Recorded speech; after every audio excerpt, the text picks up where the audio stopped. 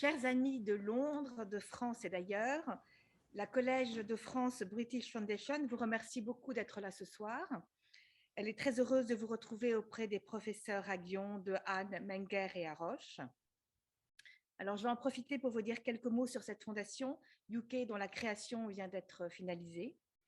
Son but est de faire rayonner le Collège de France au Royaume-Uni, de soutenir la recherche française et des projets communs entre nos deux pays. Le Brexit nous encourage plus que jamais à créer des ponts pour les échanges intellectuels, pour que les échanges intellectuels perdurent. Nous sommes prêts à recevoir des dons et nous reviendrons rapidement vers vous avec de nouveaux projets passionnants. Je vous laisse maintenant avec le professeur Stanislas Dehaene qui va nous présenter Agir pour l'éducation, une initiative des professeurs du Collège de France.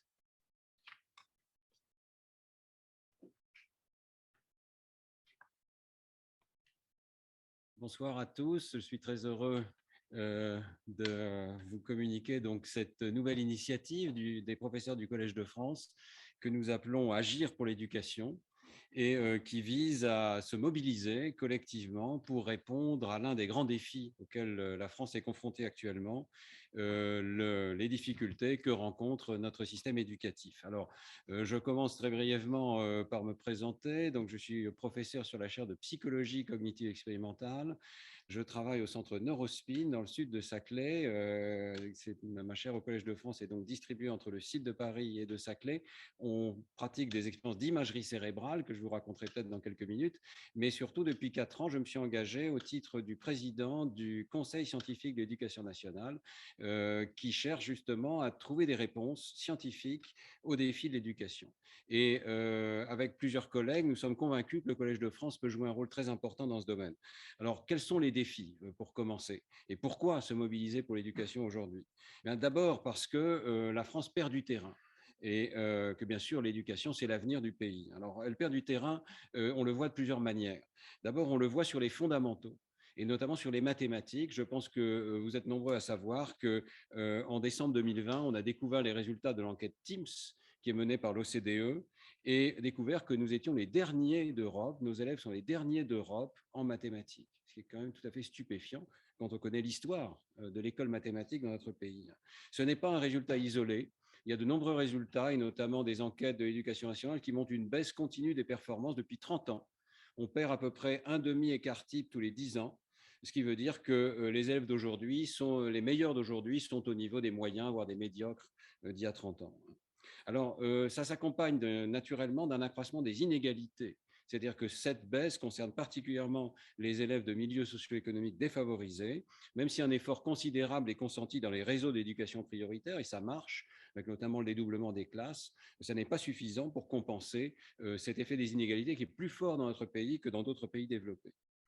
Troisième point, notre pays est en déficit dans le domaine des compétences qu'on appelle socio-comportementales, on dit aussi en anglais soft skills.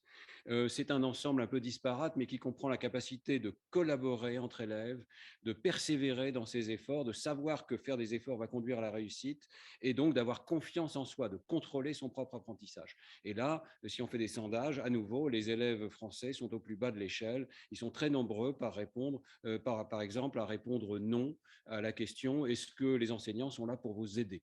Il y a vraiment une perte de confiance à l'école. Et puis, il y a un quatrième point qui est la formation des enseignants. La France est là encore au bas de l'échelle. Elle fournit très peu de formation, et notamment de formation continue à ses enseignants. Et nous pensons bien sûr que les enseignements du Collège de France pourraient aider, notamment dans le secondaire, les enseignants à se maintenir à leur meilleur niveau tout au long de leur carrière. Alors, ces constats n'ont rien d'inéluctable. Une partie d'ailleurs de notre action consiste à comparer avec d'autres pays, et on sait que confrontés à des difficultés similaires, d'autres pays comme l'Allemagne, le Portugal, la Pologne ont su réagir et ont vu une remontée de leurs résultats dans les enquêtes PISA et autres de l'OCDE. Mais cela nécessite une mobilisation. Et nous souhaitons donc que les professeurs du Collège de France se mobilisent. Nous sommes plusieurs. Vous allez écouter Pierre-Michel Menger, Philippe Aguillon, vous décrire leurs propres projets. Comment pourrait-on décrire les différents projets? Bien, il s'agit d'abord de comprendre, c'est-à-dire de recenser les connaissances, notamment sur le plan international, pour comprendre pourquoi la France en est là. Qu'est-ce qui se passe au niveau des élèves? Comment d'autres pays ont réagi également? Et comprendre la sociologie des enseignants et leurs difficultés. Deuxième mot-clé, inspirer. parce que nous avons tous, chacun dans nos disciplines, des connaissances et des idées qui peuvent conseiller les élèves, qui peuvent les enthousiasmer, qui peuvent aider à les orienter aussi, parce qu'on a une difficulté d'orientation. Je pense notamment aux jeunes femmes qui ne choisissent pas assez les carrières d'ingénieurs, de mathématiques. Une statistique juste en un mot, dans la filière informatique, il y a actuellement 92% de garçons, 8% de femmes qui choisissent cette filière. C'est tout à fait anormal et ça n'est pas le cas dans d'autres pays. Troisième mot-clé, outiller les élèves avec des outils pour mieux apprendre. Alors, c'est notamment l'objectif de ma chaire, de mon projet, développer des outils qui permettent de faire le point avec un élève sur ce qu'il connaît, ce qu'il ne connaît pas, et ensuite lui fournir des méthodes pour réagir et fournir aux enseignants des méthodes. Je vais y revenir dans un instant. Et puis, quatrième mot-clé, expérimenter. Parce que toutes les propositions qu'on aura, même si elles sont bien inspirées, il faut encore vérifier qu'effectivement, elles ont un effet sur les élèves. Et c'est à la suite des travaux d'Esther Duflo, prix Nobel d'économie, nous ne pouvons plus accepter que le domaine de l'éducation fasse l'objet, je dirais, de valses, d'aller-retour en fonction des convictions de tel ou tel. Il faut pouvoir simplement, comme en médecine, je dirais, vérifier ce qui marche et ce qui ne marche pas, ce qui nécessite des expériences, des expérimentations qu'on appelle randomisées contrôlées, RCTs en anglais, Randomized Control Trials, qui permettent de voir par rapport à un groupe contrôle si l'intervention qu'on a proposée a effectivement un effet positif. Alors, nous comptons travailler sur tous ces domaines. Je vais vous dire juste un tout petit mot de mon propre travail.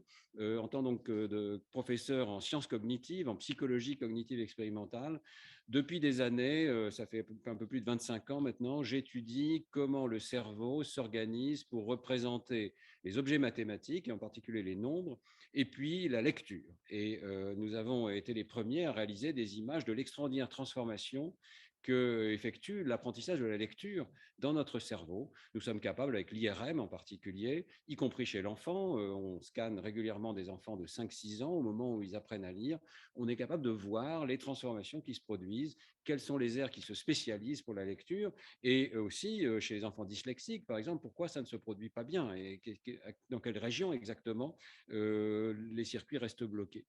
Alors, je me suis de plus en plus intéressé aux conséquences pratiques de ces recherches pour l'éducation nationale et donc une équipe de mon laboratoire a commencé à mettre en place des outils pour mieux mesurer les performances de lecture, mesurer également les types d'erreurs. Vous savez qu'on ne devrait plus parler d'une dyslexie, de la dyslexie, mais il y a plusieurs types de dyslexie qu'on est capable de diagnostiquer maintenant avec des outils extrêmement simples, simplement l'analyse des erreurs qui sont faites par les enfants. Et puis, nous sommes également en train de développer des logiciels pour intervenir auprès des élèves. Intervenir, ça veut dire les entraîner, certainement pas remplacer le professeur, qui est indispensable, mais par contre aider à automatiser et en particulier automatiser le décodage en lecture. Donc nous avons développé un logiciel qui s'appelle Kaloulou, qui est encore en cours de finalisation, mais il y a déjà eu 2 expérimentations randomisées contrôlées qui ont montré qu'il avait un effet positif et nous pouvons encore l'optimiser. Hein. Et donc, fournir des logiciels sur les tablettes qui sont peut-être déjà dans les classes ou fournir parfois aussi des tablettes dans les classes les plus défavorisées pour permettre à l'enseignant d'intervenir auprès d'élèves qui en ont des besoins particuliers.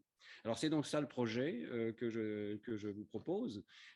Continuer de développer ces outils, aller jusqu'au bout, ce qui n'est pas toujours facile pour les scientifiques, aller jusqu'au bout, c'est-à-dire les rendre disponibles dans toutes les classes gratuitement, faire en sorte qu'ils soient facilement téléchargeables, que les enseignants disposent des manuels, des vidéos d'explication, et puis qu'on ait toute la chaîne depuis le diagnostic, des tests de quelques dizaines de minutes qui permettent de détecter qu'un élève a des difficultés, et puis l'introduction de ces outils.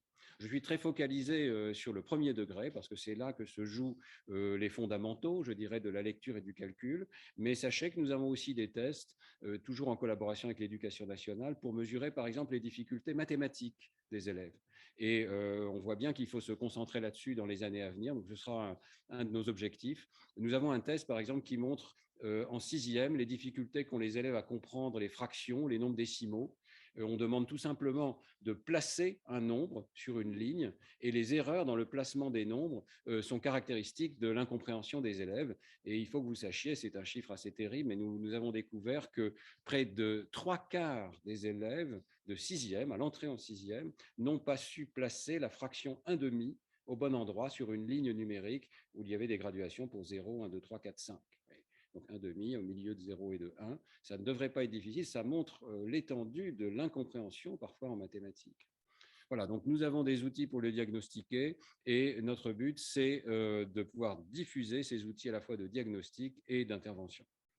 Je vais laisser maintenant la parole à un deuxième professeur, le professeur Philippe Aguillon, sur la chaire d'économie, qui va vous parler de ses propres projets.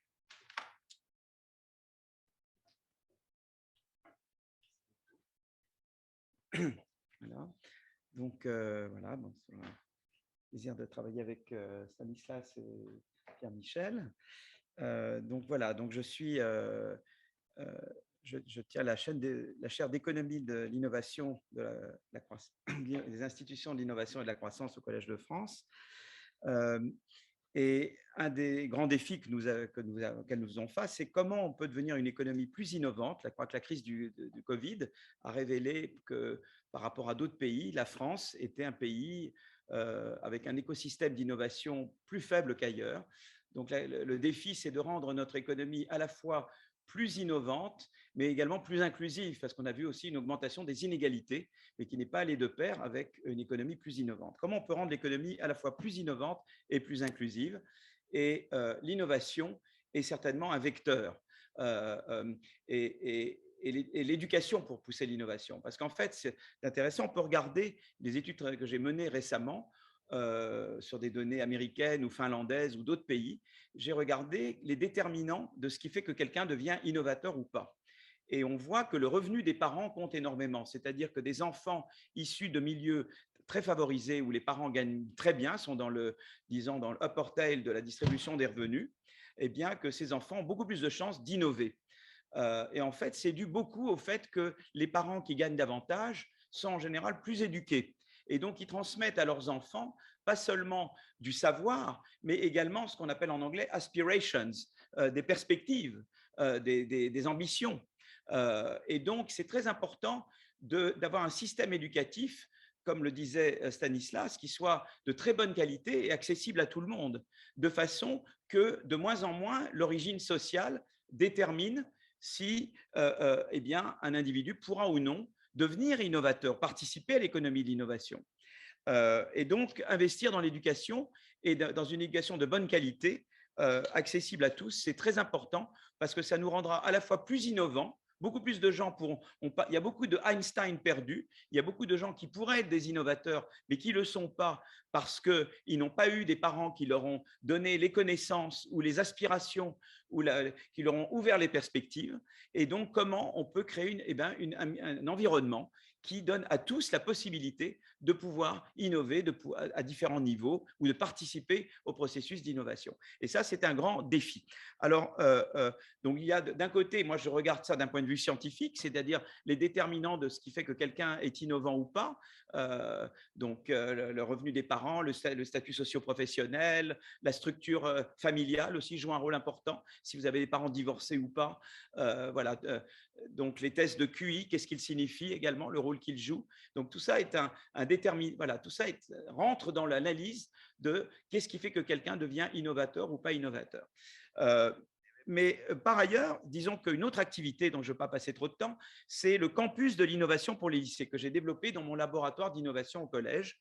Et le campus d'innovation a été initié donc, en 2016 et ça a été en fait un partenariat entre le Collège de France et le ministère français de l'Éducation nationale pour permettre à des élèves de première et terminale de lycées généraux technologiques et professionnels situés dans des zones urbaines et rurales d'éducation prioritaire, ainsi qu'à leurs enseignants, d'accéder aux professeurs du Collège de France, à leurs collègues, et d'accéder à la recherche en train de se faire, au savoir en train de se produire. Voilà, parce que la mission du Collège de France, c'est de mettre à la disposition du public le savoir en train de se faire, la recherche.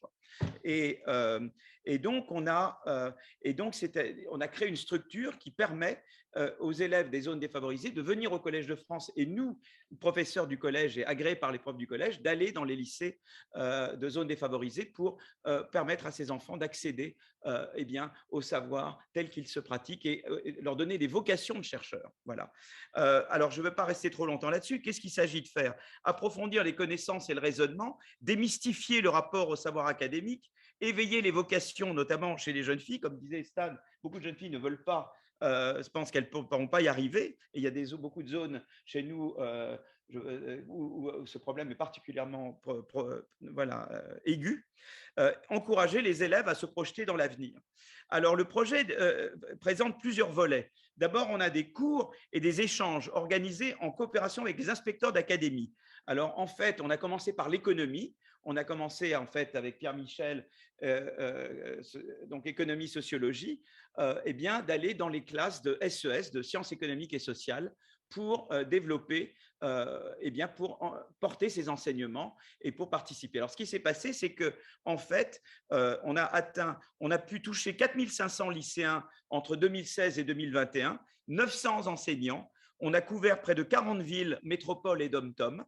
Et donc, voilà, on a développé ce projet. Et en fait, ça, c'était la première étape, c'était d'aller dans les lycées, de faire venir les lycéens.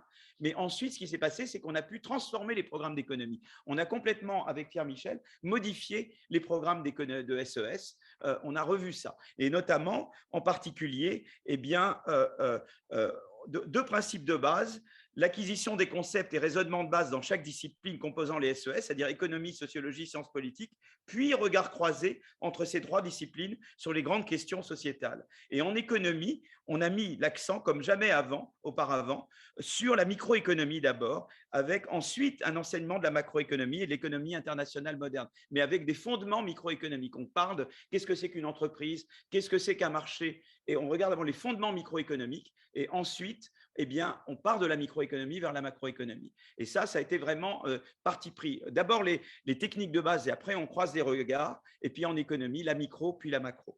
Et donc, ça touche beaucoup d'élèves. En seconde, on touche 400 000 élèves de seconde, puisque l'économie est obligatoire en seconde. Et en fait, maintenant, l'économie, enfin le SES, est devenu la matière la plus choisie après les mathématiques en première, en option, par les élèves dès qu'ils quittent la seconde pour aller en première. Donc, ça a été un grand succès parce qu'on a redonné ces lettres de noblesse aux sciences économiques et sociales en refaisant les programmes et en mettant le niveau beaucoup plus haut qu'il était avant.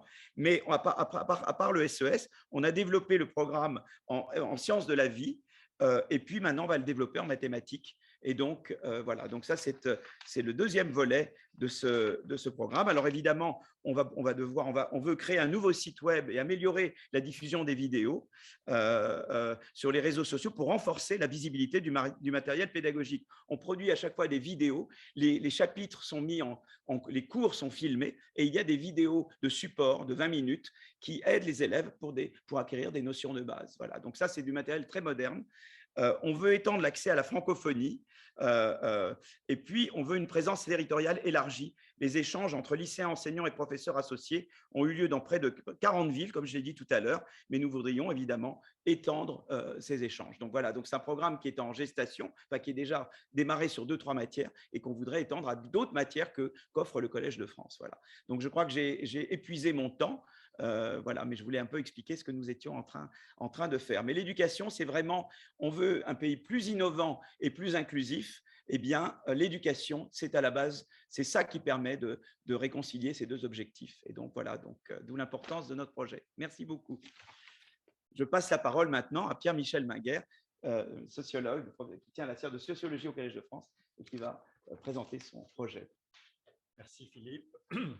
Bonsoir à toutes et à tous. Heureux de vous retrouver à distance et dans la proximité de l'engagement et j'espère de l'intérêt que vous pourrez porter à nos projets. D'abord, qui suis-je? Je me présente à vous. Je suis effectivement sociologue. J'ai une chaire qui porte sur le travail et sur la dimension créatrice du travail. Une des bonnes manières de définir ce que j'entends par là, et qui concerne d'abord différents mondes professionnels, par exemple ceux des arts, des sciences, mais aussi l'initiative entrepreneuriale, c'est de dire que le travail n'a de sens et d'intérêt qu'à proportion de ce qu'on appelle le learning content of work, sa dimension apprenante. C'est une des introductions possibles au grand sujet de l'éducation. via le travail. Il ne faut pas séparer travail et éducation à bien des égards, du début à la fin.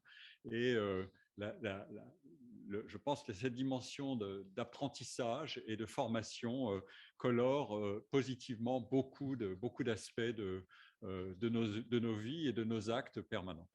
Alors, quelques indications sur ce que j'ai fait auparavant et qui vous donnera une idée de ma proximité avec les thèmes qu'avec mes collègues Stanislas Dehaene et Philippe Aghion, nous développons dans ce projet, dont nous sommes un peu le noyau de départ et qui certainement intéressera plus de collègues au sein du collège, comme une réunion l'a montré récemment. J'ai étudié l'organisation, la compétition et les carrières dans l'enseignement supérieur et la recherche en France et à l'étranger. C'est un monde de compétition extrêmement intense, vous le savez. Et d'autre part, la diffusion de la sémantique du talent, des aspects qui paraissent échapper au problème de l'éducation, mais qui en fait le rencontrent directement parce que les valeurs qui sont au centre de cette sémantique du talent, qui est très commode et qui parfois est un peu indéfinissable, sont des valeurs qui touchent aussi à la dimension formatrice de la personnalité, du comportement et du travail. Et puis un cours à venir qui va aussi dans la direction des grands problèmes d'éducation, portera sur le mérite, la méritocratie, débrouiller les problèmes qui sont dans ce vocabulaire-là, lui aussi en cours et qui a cours depuis longtemps, depuis le XVIIIe siècle, mais qui fait l'objet régulièrement de controverses et dont il faut analyser les tenants et les aboutissants. Alors, sur l'éducation, les recherches que nous menons ici au collège avec mon équipe portent sur les mondes de l'enseignement supérieur, portaient d'abord sur le monde de l'enseignement supérieur de la recherche, notamment dans les composantes qui sont exposées à la compétition internationale très directement.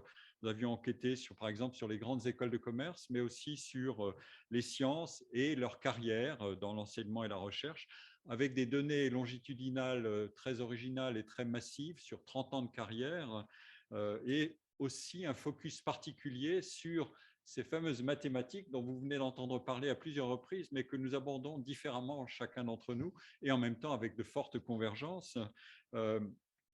Ces recherches, il fallait les asseoir sur des données importantes et originales pour être à la hauteur de ce qui s'appelle maintenant la science de la science, qui a des standards internationaux.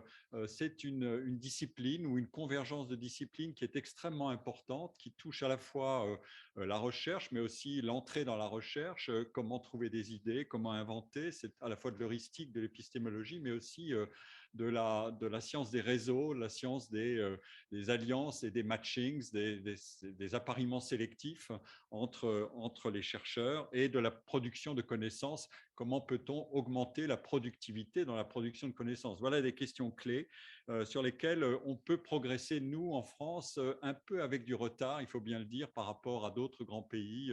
Je pense aux États-Unis et à quelques autres.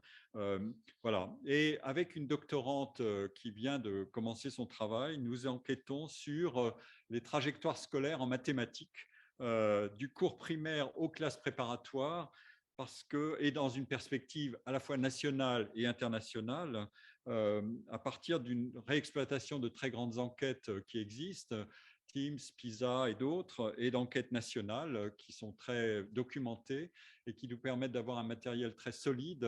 Il faut pouvoir faire preuve sur des sujets où il y a beaucoup d'échanges d'arguments, beaucoup de controverses et parfois une certaine inertie dans le débat et dans la position des questions qui reviennent sans arrêt. Il faut pouvoir faire preuve. Et ce genre de travail qu'on peut mener ici au collège dans un environnement, il faut le dire, assez exceptionnel, c'est ce genre de défi que nous nous adressons à nous-mêmes. Alors, un des problèmes qui est identifié, Stanislas l'a rappelé tout à l'heure, c'est effectivement un problème de décrochage dans les performances. Et ça aussi, c'est très bien documenté. Alors, comment est-ce qu'on analyse ces questions-là? Quel est l'agenda de recherche sur ces questions?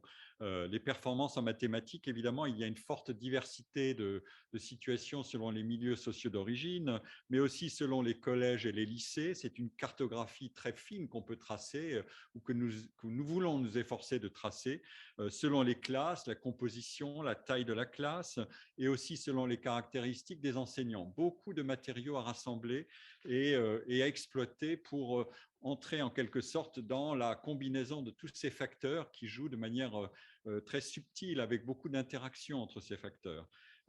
Et donc, un des problèmes qui est posé aussi, c'est savoir si ce décrochage va produire des effets cumulatifs sur la scolarité tout entière, y compris sur la formation des étudiants et des chercheurs en mathématiques, ce qui est un problème assez fondamental en France, puisque nous avons une grande école de mathématiques en France, dont nous sommes légitimement très fiers. Elle est très réputée, mais les collègues ici échangent avec nous pour dire attention, ça n'est pas garanti d'avance, les choses peuvent changer, on peut détruire une dynamique extraordinairement puissante qui a fait de la France la deuxième nation de mathématiques, et pour la reconstruire, ça prendra un temps considérable.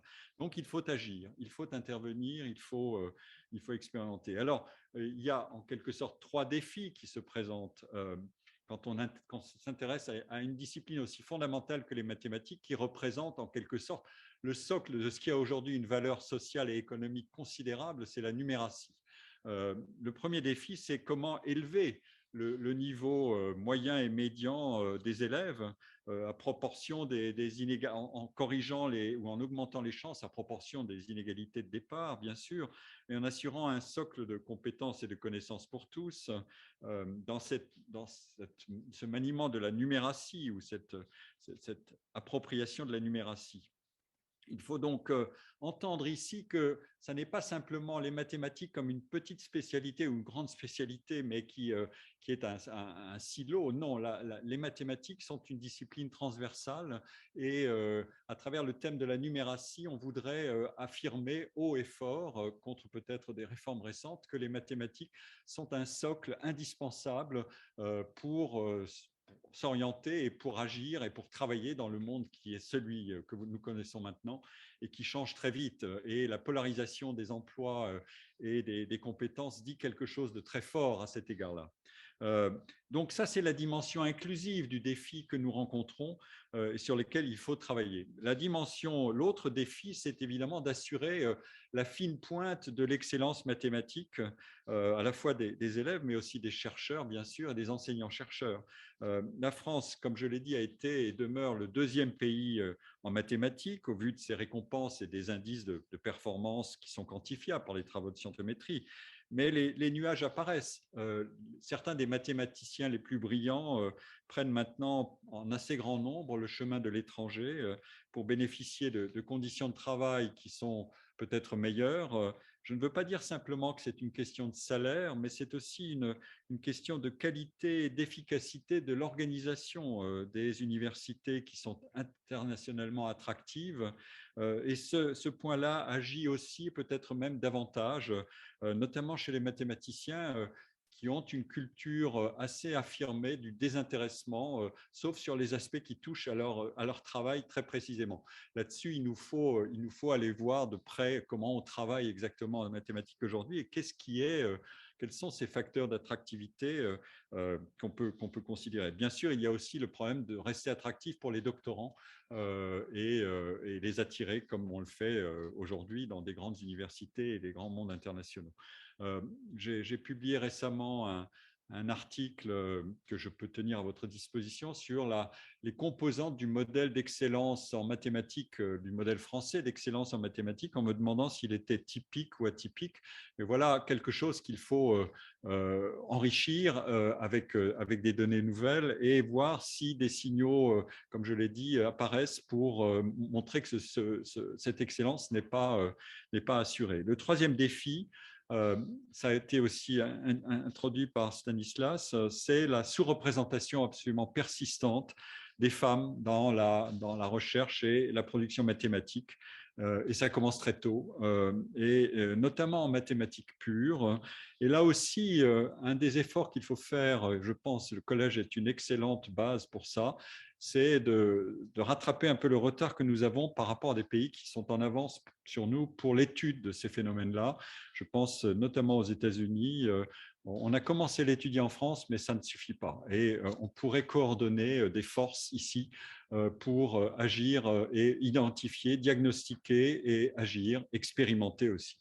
Et si je veux réunir ces 3 défis pour conclure ma présentation, je me propose en quelque sorte avec mon équipe et en interaction avec mes collègues ici au collège, ça c'est une chance inouïe de pouvoir interagir avec des collègues de disciplines très différentes et au plus haut niveau, c'est d'ouvrir la boîte noire, d'aller enquêter sur le terrain, dans le monde scolaire, et pas simplement de regarder les bases de données, mais bien sûr aussi celles-là, et aussi d'enquêter sur le monde des activités périscolaires, celles des clubs de mathématiques, des associations qui sensibilisent aux maths, celles qui mettent en action à la fois une dimension de jeu et de compétition, qui socialisent à la motivation, à l'effort, à la concentration, aux gratifications à la fois immédiates et aux gratifications différées de l'apprentissage.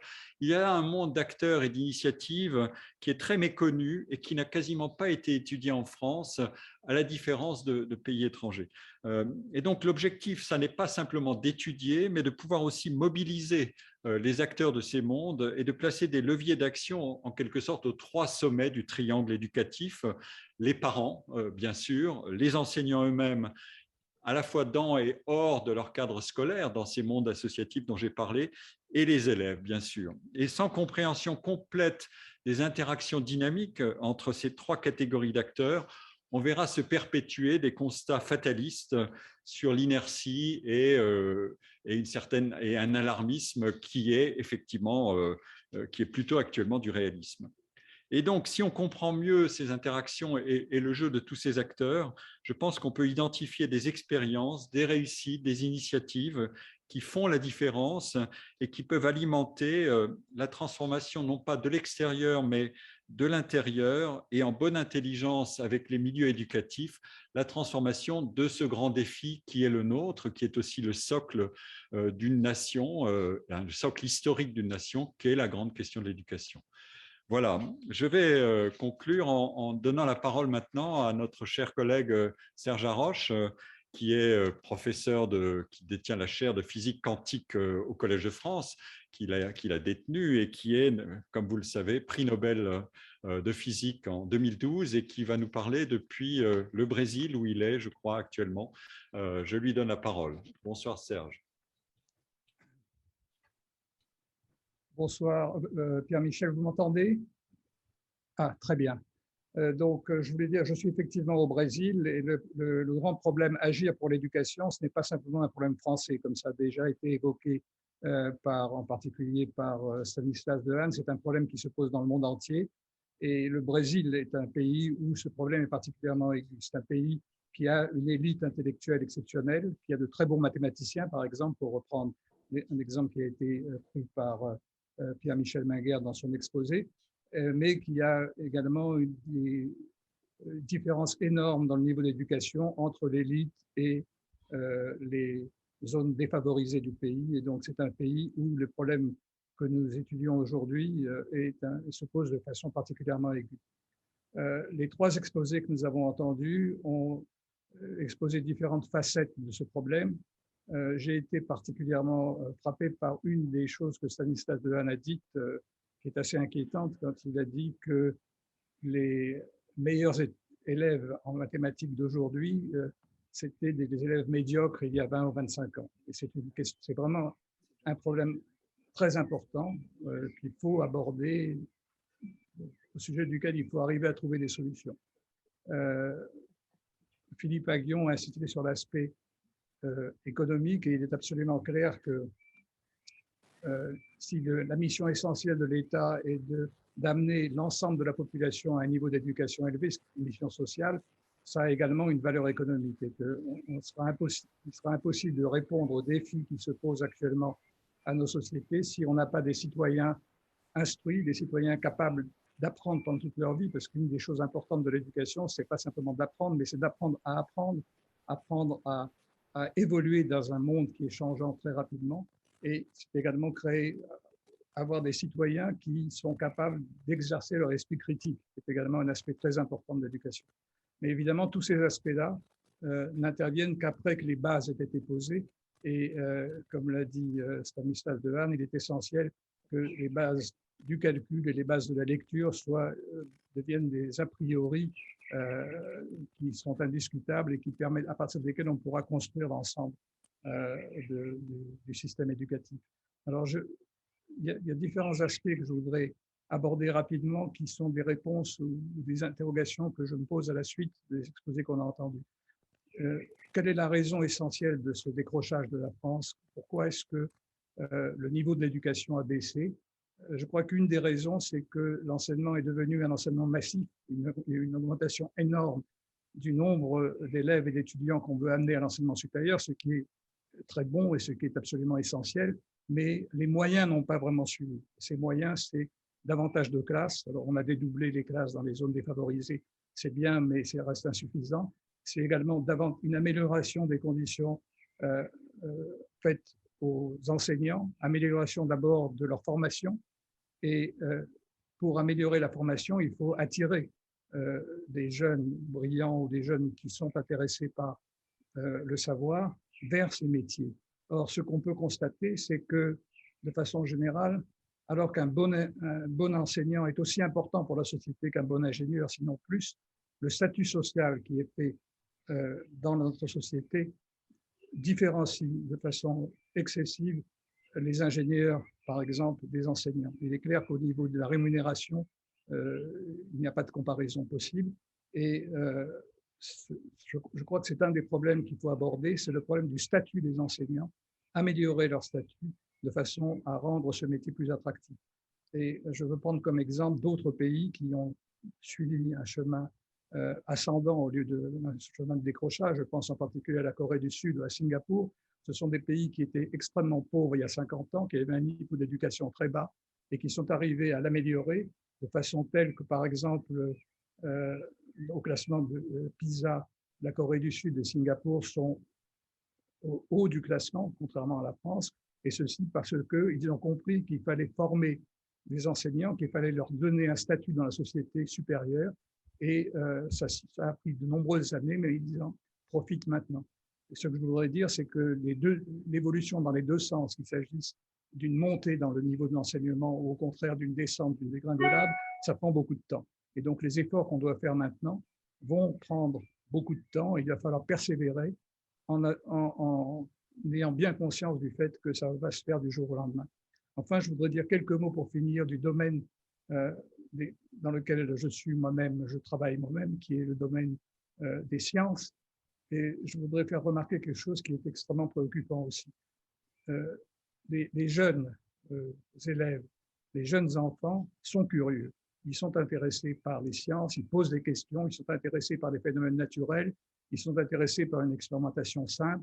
On voit le succès, par exemple, des opérations comme la main à la pâte, qui ont été organisées par Georges Charpak et ses successeurs à l'Académie des sciences, qui montrent l'intérêt des jeunes pour les problèmes scientifiques.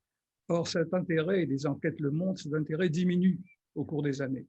Et lorsqu'on passe d'enseignement primaire au collège puis au lycée, on a de moins en moins d'élèves qui sont intéressés par ce type de carrière. Et l'une des raisons qui peut expliquer cela, ça revient à ce que je disais tout à l'heure, au fait que la plupart des enseignants ont été formés dans des filières littéraires et ils sont moins à l'aise pour enseigner les sciences. Je pense par exemple aux mathématiques.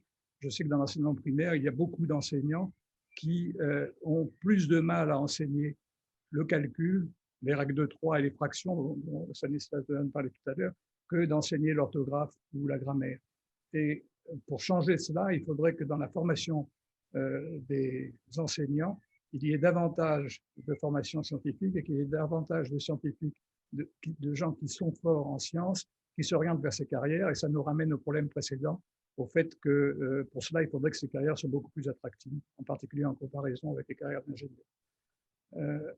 Je pense également qu'on améliorerait l'éducation, l'enseignement des sciences si on y ajoutait un enseignement de l'histoire des sciences. C'est-à-dire que l'on présente les sciences non pas comme simplement des exposés spécialisés sur tel ou tel sujet, mais que l'on montre que la science a évolué au cours du temps, que c'est un élément essentiel de la civilisation et que les grands scientifiques du passé peuvent servir de modèle pour les jeunes d'aujourd'hui.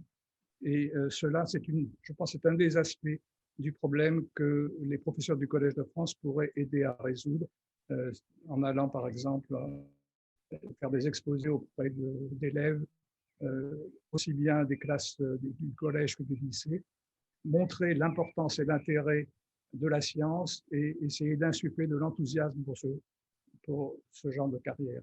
Voilà ce que je voulais dire rapidement, ce qui m'a été suggéré par les 3 exposés que nous venons d'entendre. Et je voudrais maintenant donc donner la parole à Madame Emmanuelle Dotézac, qui va, je pense, animer la discussion qui va conclure ce webinaire. Je vous remercie.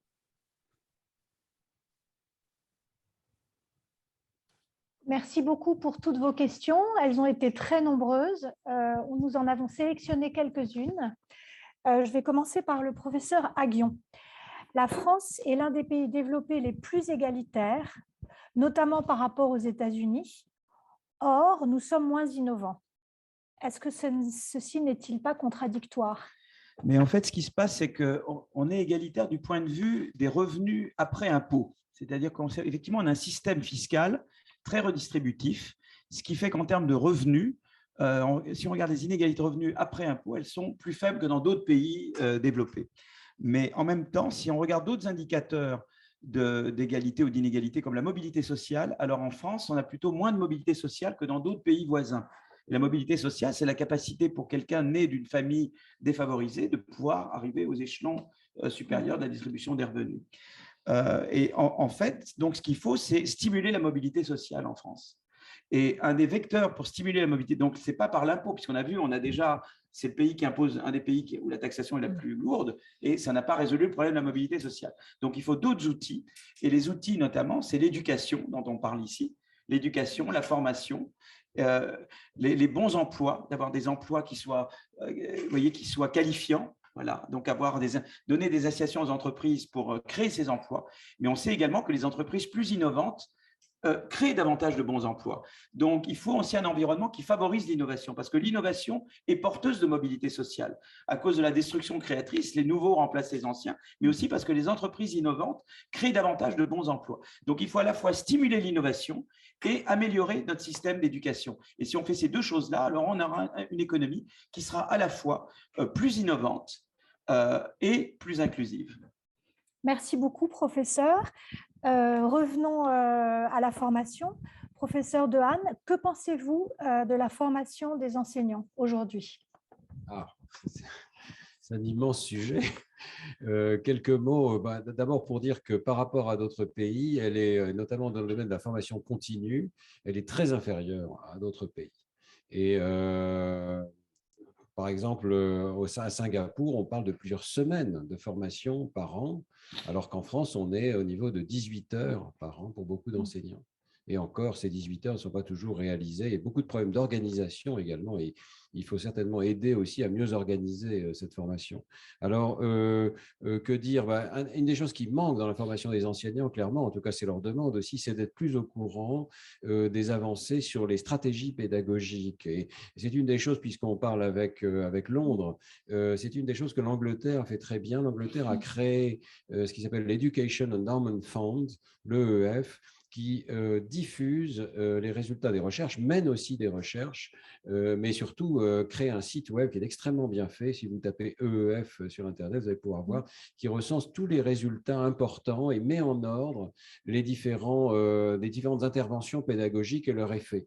Certaines, d'ailleurs, n'ont pas d'effet. Vous savez qu'il y a beaucoup de mythes. Et malheureusement, on les appelle aussi des neuromythes quand ça parle du cerveau. Et ces neuromythes sont encore malheureusement propagés beaucoup dans la formation actuelle des enseignants, alors qu'on sait qu'ils sont complètement dépassés. Par exemple, l'idée d'intelligence multiple ou l'idée que chaque enfant est différent et qu'il faudrait enseigner en fonction des types d'apprentissage, des styles d'apprentissage. Cette idée-là est complètement fausse. Donc, ce que nous cherchons, c'est à mettre à jour la formation des enseignants avec les données d'une part générique sur comment on apprend, comment le cerveau apprend, comment on peut tous mieux apprendre, et puis des compétences disciplinaires, notamment dans le secondaire, parce qu'en biologie, par exemple, les choses évoluent à toute vitesse, qu'il est indispensable que les enseignants puissent se mettre au courant. Donc, dans ces deux domaines, je pense, le Collège de France peut avoir une intervention déterminante. Merci beaucoup, professeur. Une question pour professeur Menger. Ne pourrait-on pas élargir l'enseignement de la philosophie à tous les cycles scolaires pour enrichir le parcours et former des esprits libres et innovants? Votre question fait écho en fait à une intervention d'un collègue philosophe hier à l'Assemblée générale des professeurs qui évoquait les projets qui avaient été lancés par certains philosophes pour élargir l'enseignement de la philosophie dans le cycle secondaire en remontant à la première et en amont, qui n'ont pas forcément été suivis des faits parce qu'il y a du monde pour augmenter la diversité des disciplines dans l'enseignement secondaire. Beaucoup pensent que le salut est par l'introduction dans l'enseignement de toutes sortes de spécialités qui cherchent à avoir à la fois leur influence, leur marque sur les jeunes esprits et les jeunes en formation, mais aussi sur la culture des individus et leur formation, leur expression. Alors la philosophie occupe en fait un peu une position homologue de celle des mathématiques, si je reviens sur la nature transversale de ce qu'elle représente. C'est vrai qu'on est là presque dans le domaine des, non pas simplement des compétences, mais des métacompétences. C'est-à-dire que savoir raisonner, savoir organiser, savoir questionner, pas simplement savoir absorber des contenus, mais savoir déployer une compétence à questionner, à guider un raisonnement, à raisonner logiquement. Voilà effectivement des qualités et des manières d'utiliser, d'apprendre et d'utiliser le savoir qui sont fondamentales. Ensuite, est-ce que techniquement, ça doit être un supplément dans le menu de formation des élèves?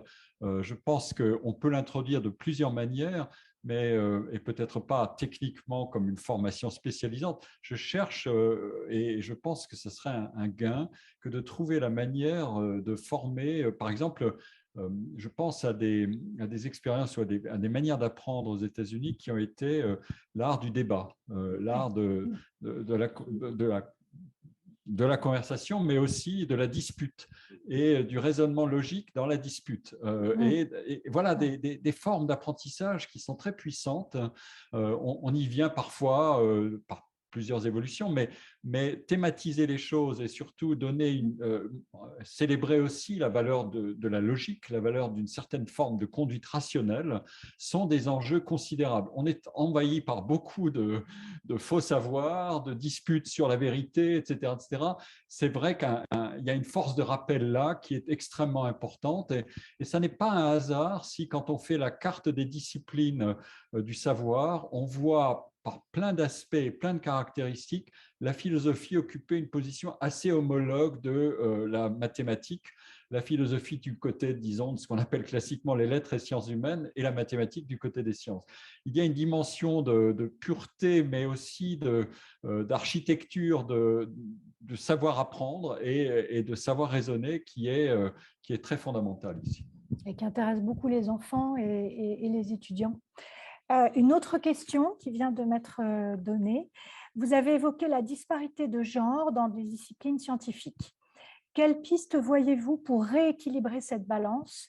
Quelles bonnes pratiques internationales peuvent nous inspirer pour la France? Qui veut prendre cette question? Un tout petit mot, et puis je passerai la parole à mes collègues. Mais d'abord, il faut comprendre d'où ça vient. Et je pense qu'on fait des progrès très significatifs en ce moment. Une des initiatives que j'ai aidé à mettre en place au titre du Conseil scientifique d'éducation nationale, c'est ce qu'on appelle EVALED, qui est connu sous le nom d'évaluation nationale en CP et en CE1. Vous savez que maintenant, tous les élèves de France passent ces évaluations avec différents sous-tests inspirés des sciences cognitives, en lecture, en langage et en mathématiques. Et alors, un des résultats récents, d'ailleurs non encore publié, mais quand même visible dans les statistiques de la DEP, le département d'évaluation de l'éducation nationale, c'est qu'il n'y a pas de différence entre garçons et filles à l'entrée au CP, quel que soit l'âge d'ailleurs à laquelle on rentre en CP. Les résultats mathématiques sont les mêmes. Et au milieu de CP, il y a déjà une différence envers des garçons. Et au bout d'un an, la différence est très importante. Donc, il y a vraiment quelque chose qui se passe très vite et qui est lié à la scolarisation et pas juste à l'âge ou à l'impression du milieu ambiant. C'est vraiment quelque chose qui est lié au fait de rentrer à l'école. Alors, le diagnostic est déjà à moitié fait. Maintenant, on sait qu'il y a des interventions qui marchent et il faut regarder dans la littérature internationale. L'une d'entre elles, c'est de, disons, démonter les modèles mentaux que peuvent avoir les garçons et les filles sur les métiers qui leur correspondent. Et ça passe par le fait de montrer des modèles Et donc, là aussi, je pense que le Collège de France a un rôle à jouer. Nous avons, par exemple, des professeurs de mathématiques femmes, elles sont nombreuses en réalité. Et nous devons mieux montrer, je pense, voilà, que ces carrières-là sont tout à fait possibles. Alors, peut-être je te passe la parole, Pierre-Michel, sur ce sujet des trajectoires en maths. Oui, d'abord, merci Stan. On peut identifier les problèmes. Par exemple, on voyait dans les données que j'ai maniées, on voyait que les femmes mathématiciennes professeurs d'université étaient 11% du corps professoral depuis 40 ans. Donc, il y a un problème d'inertie qui est dramatique d'une certaine manière. Et dans des concours sélectifs comme ceux de l'École normale supérieure, qui est la pépinière des grands mathématiciens, il y a une inquiétude réelle. Donc, ensuite, le constat étant fait, c'est un sujet qui préoccupe les grands pays scientifiques depuis assez longtemps, avec des recherches qui se sont accumulées, avec parfois des fausses pistes. Est-ce que c'est de nature génétique? Est-ce que c'est de nature comportementale? Est-ce que c'est de nature sociale? Etc. etc. Donc, les réponses ont été accumulées les unes avec les autres sans qu'on ait eu une cartographie très claire. Il n'y a pas de réponse ultime. Il y a une succession de réponses et aussi d'expérimentations qui doivent être enclenchées, mais il est évident que la question des role models, comme on les appelle, c'est-à-dire les femmes qui réussissent des carrières brillantes et qui tracent la voie pour montrer que quand on est femme, on peut être extrêmement brillant en mathématiques et que ça n'est pas une discipline des hommes simplement. Voilà une question. Une deuxième approche, c'est est-ce que c'est une affaire de compétition à laquelle les femmes seraient moins bien préparées que les hommes, une question de testostérone si on veut. Il y a des travaux récents qui montrent que les femmes entrent dans la compétition plus volontiers si elles savent que la compétition n'est pas un jeu à somme nulle. Autrement dit, qu'il n'y a pas simplement des gagnants et des perdants, mais qu'on peut, on peut travailler en compétition à condition de servir un objectif qui est plus coopératif et qui est plus commun. Voilà une autre approche. Une troisième approche, évidemment, c'est de savoir si, et tu en as parlé, Stanislas, si les femmes n'ont pas intérêt à utiliser toutes leurs compétences qui sont peut-être tout à fait équivalentes en mathématiques à celles des hommes, mais là où leurs perspectives de carrière et d'épanouissement sont meilleures. Et ça, c'est un point qui a été étudié aussi et qui mérite d'être creusé. Donc, il y a comme ça une succession d'approches et aussi, évidemment, il y a l'aspect d'effets cumulatifs. Tout au long d'une trajectoire scolaire, ce sont des mondes d'interaction entre garçons et filles. J'étais la semaine dernière en conversation avec une brillante mathématicienne du Cohen Institute de New York qui me racontait comment les garçons voulaient intimider les filles dans les classes préparatoires et pour le décourager, elle a été première au concours de l'École normale supérieure, donc elle a en quelque sorte montré à ces garçons qu'il avait tout à fait tort de vouloir jouer ce jeu-là et qu'elle leur avait appris à quelle sauce ils pouvaient être mangés eux-mêmes. Mais voilà des mécanismes. Autrement dit, il faut certainement une force de caractère très supérieure dans les phases de rattrapage, dans les phases de progression. Et ensuite, une fois qu'un équilibre supérieur est atteint, les choses peuvent changer. Mais si je peux peut-être rajouter un tout petit mot, parce que tu as évoqué la compétitivité des maths, et on sait que c'est un facteur aggravant, sinon déterminant. Et une des initiatives qu'on a en ce moment même, c'est de tester la pédagogie par le jeu en mathématiques, et je pense que ça pourrait être déterminant, là encore. Il y a actuellement 60 000 élèves, grâce à une initiative conjointe de l'Éducation nationale et des chercheurs, qui reçoivent des jeux de cartes et toute une pédagogie mathématique en CP. Et on saura, parce que c'est une expérimentation randomisée, par rapport à un groupe contrôle, si ça a aidé non seulement à faire progresser le niveau, ce que j'espère, mais aussi peut-être à réduire les inégalités. C'est un exemple de recherche qu'on peut mener. Je donne la parole à Philippe, mais je ne peux pas résister au plaisir de rappeler la célèbre distinction que fait Roger Caillois dans un livre extraordinaire qui s'appelle « Les jeux et les hommes » entre Ludus et Agone. Le jeu, c'est toujours les deux, c'est le divertissement et aussi une certaine forme de compétition, parce qu'on apprend aussi par la compétition dans des formats qu'il faut définir. Voilà. Merci beaucoup. Donc, une question du proviseur du lycée français de Londres, lycée Charles de Gaulle. Ne vous semble-t-il pas que parmi les qualités qui permettent à un ou une lycéenne, un ou une étudiant de réussir, la persévérance et la constance de la motivation se heurtent parfois à des appréciations de professeurs qui peuvent freiner les enthousiasmes et réduire les aspirations de l'élève comme de l'étudiant? dès lors que les propos ou commentaires sont un peu trop incisifs. Oui, moi, enfin, là, je parle sur la base de mon expérience personnelle. C'est vrai qu'il y avait un peu une tendance dans notre système, alors je ne sais pas si ça a changé depuis, à toujours dire quand les choses n'allaient pas et pas quand les choses allaient bien, quoi. Et ça, c'est vrai qu'un des bons côtés du système américain, par exemple, c'est de dire, voilà, tu as une base pour faire mieux, quoi, de positiver, quoi, de voir la bouteille plutôt à moitié pleine qu'à moitié vide. Et c'est vrai que nous, il y avait un petit peu, je ne sais pas si ça a changé depuis l'époque où moi j'étais à l'école, mais le côté, nous, il y avait des bonnets d'âne à mon époque, c'était horrible. On mettait des bonnets d'âne, il y avait de l'humiliation publique, quoi, d'élèves, quoi. Et on s'est un peu montré dans les 400 coups quand même, l'école des 400 coups, ça existait quand même. Donc, bon, je crois qu'on n'est plus là et il y a eu mai 68 qui est passé par là quand même un petit peu, heureusement, qu'on a souvent trop décrié. Mais je pense qu'il y avait un côté dans notre système de toujours, même dans les classes prépa, il y avait un peu le côté, c'est-à-dire qu'on avait un système il y avait l'élitisme républicain, mais il y avait le côté, si tu veux, voilà, il y avait beaucoup de déperdition, quoi, et pas assez de deuxième chance. C'est-à-dire que nous, on a un système, et ça doit changer. C'est-à-dire où on montre que l'échec, il n'y a aucune culpabilité à échouer ou à se planter ou à faire une erreur, parce qu'il y a une deuxième chance, parce qu'on peut recommencer, parce qu'on apprend de ses erreurs. Et nous, c'est vrai, dans le système français, à tous les niveaux, c'est vrai pour l'innovation en général, ce qui inhibe beaucoup l'innovation en France, c'est qu'il n'y a pas le droit à l'erreur. Les gens ne prennent pas de risques parce qu'ils ont peur d'échouer, quoi. Et dans d'autres pays, les États-Unis ou les Scandinaves ou ailleurs, eh bien, on te décomplexe par rapport à l'erreur. Voilà, l'erreur, c'est bien, tu apprends par l'erreur. Et tu as toujours une deuxième chance et une troisième chance. Nous, on avait le système des grandes écoles où tout est déterminé. Si tu as mal dormi la veille de ton concours, ta vie est foutue, quoi. Tu es pas, et on se moque de toi. Tu es reçu à l'ENA, tu n'es pas dans les grands corps, on te regarde comme un minable toute ta vie. Moi, j'ai un copain, si tu veux, c'était délirant. Moi, j'ai un copain qui est un très grand économiste qui est à Toulouse. Il revient, il fait ses études, il fait un super PhD, des papiers très, très cités, et il revient et il rencontre, je ne sais plus, un grand économiste, je ne nommerai pas, qui lui demande quel était ton rang de sortie à Polytechnique, quoi, tu vois. C'était, voilà, il faut que tout ça change un peu chez nous, voilà. Donc, il faut un élitisme républicain intelligent, mais pas comme il était avant, et deuxième chance, troisième chance, et déculpabiliser l'erreur. Je crois que c'est très important. Voilà. Professeur Dehaene. 100% d'accord. Et pour compléter ce que tu dis, il y a effectivement des gestes pédagogiques, puisqu'on parlait de la formation des enseignants, pour lutter contre cette négativité qui effectivement imprègne encore pas mal le système français, même s'il n'y a plus de bonnet d'âne, ça je pense, on a réussi à s'en débarrasser quand même. Mais il y a toute une série de recherches qui montrent que l'attitude de l'enseignant, et notamment le modèle qu'il a de la manière dont l'enfant se transforme, joue un rôle déterminant. Il y a deux modèles possibles. C'est le travail de Carol Dweck aux États-Unis. On peut avoir l'idée qu'il y a des gens doués et pas doués.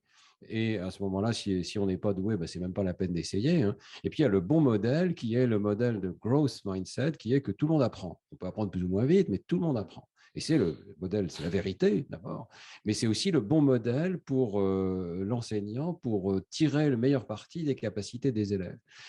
Et alors, ça peut être tout à fait inconscient, mais il y a des gestes pédagogiques qui découragent les élèves parce qu'ils leur font croire qu'ils ne sont pas doués. Voilà. Y compris d'ailleurs le fait de dire à certains élèves « Oh, tu as bien réussi, tu es très doué ». Voilà. Ça, c'est aussi négatif pour tous. Voilà.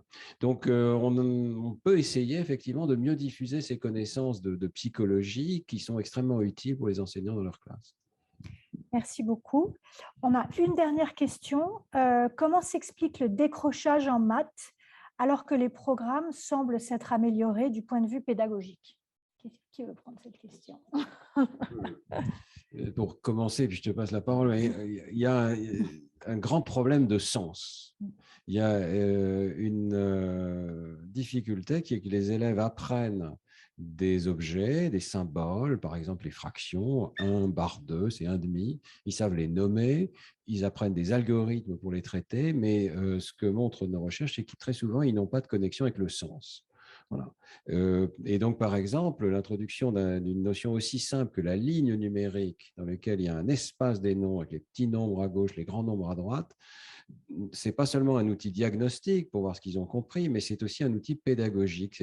On a besoin d'outils mentaux comme ceux-là qui nous servent de référence. Et la recherche montre, par exemple, les élèves qui ont compris comment ordonner les nombres sur la ligne numérique, eh bien, sont aussi ceux qui savent comparer les nombres. Ils sont meilleurs en addition et en soustraction parce qu'additionner, c'est se déplacer stress et vers la droite, sous stress et aller vers la gauche. On a besoin de modèles mentaux comme ça. Et souvent, l'enseignant ne fait pas assez attention, fait trop attention à l'algorithme, au traitement symbolique, mais pas assez à la profondeur du sens de ce qui a été compris. Oui, pour compléter, d'abord le diagnostic est en quelque sorte en temps réel par rapport au changement des programmes et à l'attitude des professeurs. Il y a certainement une dimension de formation insuffisante des professeurs en mathématiques, notamment dans le primaire, tu l'avais rappelé. Là, il y a un vrai décrochage qui tient aussi à la nature du marché du travail. Quand vous avez des compétences en mathématiques, elles se monnaient aujourd'hui beaucoup mieux ailleurs que dans l'enseignement, au tarif où on paye les enseignants. Et donc là, c'est une difficulté très sérieuse. Un autre problème est évidemment de savoir comment tenir des classes par l'hétérogénéité de leur composition. Dans les classes qui sont relativement homogènes en niveau de réussite sur des disciplines comme les mathématiques, qui sont de fait assez sélectives à un moment donné, je pense qu'il n'y aura pas tellement de problèmes pour dégager un élan pour aller assez loin. Il y a d'excellents lycées qui ont des performances remarquables. Mais quand l'hétérogénéité s'accroît, évidemment, la tendance évidente d'un professeur, c'est d'essayer de gérer cette hétérogénéité en diminuant les standards. Et c'est ça un des mécanismes. Alors, pour le voir en composition complète, il faut ouvrir cette boîte noire et aller dans le détail des analyses. Et c'est un des défis qui est lancé aujourd'hui, mais on peut y arriver. Et mettre ces connaissances sur la table et les débattre tout à fait tranquillement et sereinement en scientifique, et pas simplement pas en idéologue. Voilà une des missions, je pense, fondamentales du Collège de France. Il est exactement à des endroits où on peut exercer ce rôle-là parce qu'on y croit et qu'on mérite de la République, on travaille pour la République et on travaille pour la production du savoir comme un bien public. Eh bien, produire le savoir sur comment est-ce qu'on apprend et comment est-ce qu'on produit du savoir par la formation et par l'apprentissage, voilà une des manières de boucler en quelque sorte le rôle que joue le Collège de France. Je voulais ajouter un mot, enfin juste, d'abord en mathématiques, j'ai l'impression, enfin, j'ai vu des élèves, maintenant, la nouvelle génération, à mon époque, on apprenait à faire des démonstrations. Tu sais que ça se perd maintenant, l'épreuve, c'est dramatique. Et les profs, souvent, ne sont pas capables vraiment d'enseigner, à démontrer. Moi, on faisait de la géométrie euclidienne quand j'étais… C'était super important. Les raisonnements, c'était très important, savoir qu'est-ce que c'est qu'une preuve en mathématiques. Maintenant, ils apprennent par cœur des formules. Donc là, ça se perd. Mais je crois qu'il y a un gros sujet en France, c'est-à-dire qu'il faut bien le dire, sans investissement, on améliore. On peut trouver toutes les formules qu'on veut. Il faut mettre beaucoup plus d'argent, mais il faut que l'argent aille avec la gouvernance. C'est-à-dire, par exemple, souvent, c'est-à-dire que, par exemple, il y a l'expérience aux États-Unis des charter schools, des no excuse charter schools. C'est des écoles dans des zones défavorisées où les élèves ont accès à du tutorat, les devoirs sont faits à l'école, etc.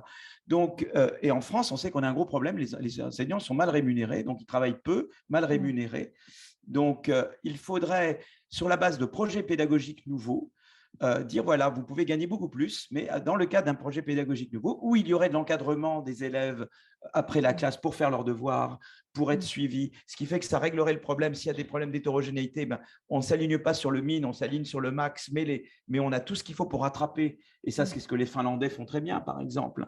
Mais pour ça, il faut réconcilier standards nationaux et autonomie des chefs d'établissement. Et il y a une grande révolution d'éducation à faire en France, c'est l'autonomie des chefs d'établissement. Et il faut mais il faut la faire intelligemment parce qu'il peut y avoir des écueils de l'autonomie. Il y a toute une série de dangers quand il y a l'autonomie. Donc, il faut qu'elle soit bien gérée, bien contrôlée. Mais il faut réconcilier l'autonomie dans la gestion des ressources humaines avec des standards nationaux dans les programmes, dans la formation des maîtres.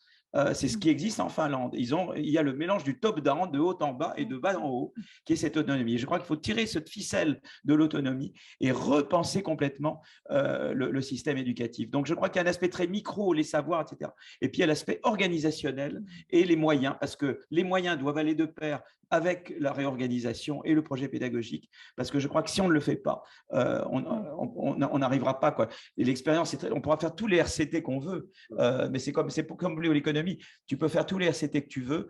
Le développement, c'est aussi de la macro, quoi. C'est ce qui a tiré la Chine de la pauvreté. C'était quand même Deng Xiaoping et les grandes réformes, sans du tout, je ne suis pas du tout, mais c'était les grandes réformes macroéconomiques. Et je crois que c'est vrai pour l'école également. Il faut les deux, quoi. Voilà. Juste un point dans le sillage de Philippe. Les meilleurs travaux montrent que si vous pensez qu'il faut corriger les inégalités, mais que vous n'agissez pas, par exemple en ayant des classes plus mixtes socialement, mais que vous n'agissez pas sur la fonction de production, c'est-à-dire l'organisation de l'enseignement, c'est les travaux de Engrist qui est prix Nobel, eh bien vous ratez la cible à tous les coups. Ça, c'est clair et net. De même, il faut savoir aussi ce que c'est que l'effort, la culture de l'effort dans l'enseignement. C'est une dimension qui est un peu oubliée maintenant. On ne peut pas faire de l'hédonisme éducatif, ça n'existe pas. Et évidemment, c'est à la main des enseignants, mais aussi des familles et des élèves eux-mêmes. Cette fonction de production de l'effort joue un rôle absolument considérable. Et il y a des pays qui le savent très bien, c'est nos grands compétiteurs aujourd'hui, ce sont les Asiatiques.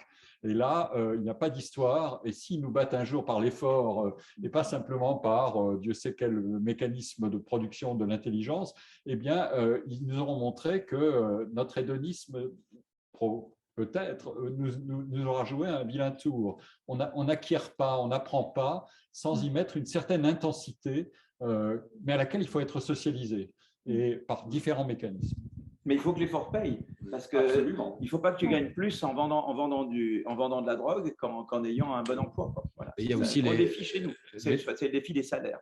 Et tout le gros défi, c'est que les salaires sont trop bas. Les salaires sont trop bas chez nous et il y a le gros défi des salaires. Et la question de savoir comment augmenter les rémunérations.